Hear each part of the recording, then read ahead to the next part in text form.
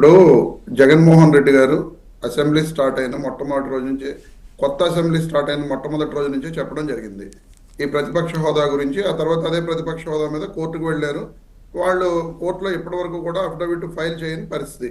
సరే, ఆ విషయాన్ని అలా పక్కన పెడితే క్లియర్గా జగన్మోహన్ రెడ్డి గారు లాస్ట్ అసెంబ్లీ సెషన్స్ అప్పుడు రకరకాలుగా ఈ స్పీకర్ గారు కానీ లేదా తెలుగుదేశం పార్టీ వాళ్ళు కానీ వాళ్ళు ఎవరైనా కామెంట్ చేస్తుంటే క్లియర్గా చెప్పడం జరిగింది.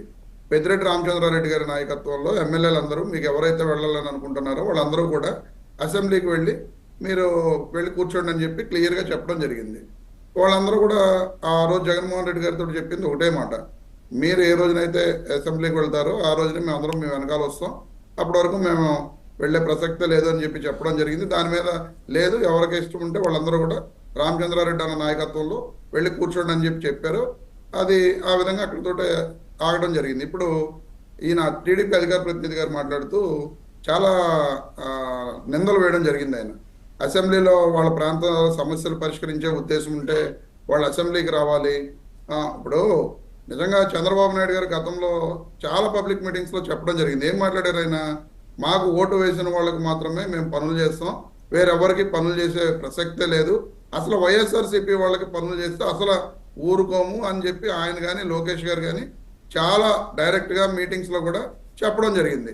మరి వైఎస్ఆర్సీపీకి పనులు చేస్తే ఊరుకోమనే వ్యక్తులు ఈ రోజున ముఖ్యమంత్రిగా ఉన్నాడు ఆయన. ఆ రకంగా ఉన్న వ్యక్తి రేపు వైఎస్ఆర్సీపీ ఎమ్మెల్యేలు వెళ్ళి వాళ్ళ సమస్యలు అసెంబ్లీలో ప్రస్తావిస్తే ఆ సమస్యలను పరిష్కరిస్తారన్న భరోసా ఎక్కడుంది మేడం గారు? డైరెక్ట్ గా ఒక ముఖ్యమంత్రి అలా మాట్లాడిన తర్వాత ఆ సమస్యలు ఇంకెలా పరిష్కారం అవుతాయి? నెక్స్ట్ ఆయన ఇంకోటి కూడా మాట్లాడారు, సమాధానం చెప్పే దమ్ము ధైర్యం లేదు, వాళ్ళు అడిగే ప్రశ్నల కంటే మాకు సమాధానం చెప్పే దమ్ము ధైర్యం లేదంట. ఈ రోజున రాష్ట్ర వ్యాప్తంగా మీరు చేస్తున్న దాడులు, దౌర్జన్యాలు, ఈ లడ్డూ కల్తీ వ్యవహారాలు ఇవన్నీ కూడా ప్రజలంతా కూడా బోగస్ అని నమ్ముతున్నారు.